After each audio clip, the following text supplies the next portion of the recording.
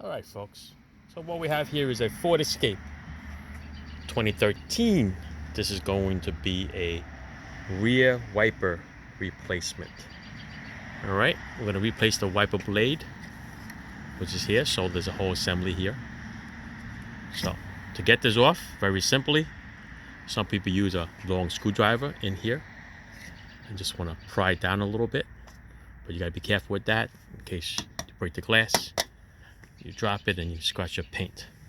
If you want to do it the no tool thing, you just want to grab this right here like that, squeeze it together, and you're going to pull it down. Okay, do it one hand here, we're left-handed. There you go. See, there it is. Right inside here, it's a little pin. It just sits in the pin. The pin actually just snaps right in, snaps right off. So basically what you're doing is just gonna grab the two sides and just pull it down.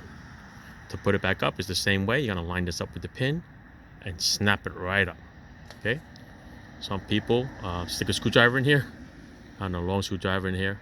They kind of grab this piece here and just pry it off, and they anchor it against this piece. But listen, if you don't need a tool, no sense using it. All right, no hands, no tools. Well, you need hands, just no tools. All right, the way to line it back up, we're gonna look for that pin, line it up here, we're gonna snap it right back up. All right, I'll put you on hold for a second. All right, the arm doesn't fold up too far, so it's hard for me to show you that pin, but it lines up with the pin, and once you do that, you're just gonna snap it in. It's good to go.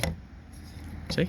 All right, so no matter which brand wiper blade that you decide to buy, Duralast, Trico, Rain-X, whatever you buy, it's the same thing. All right, basically just clips on, clips off.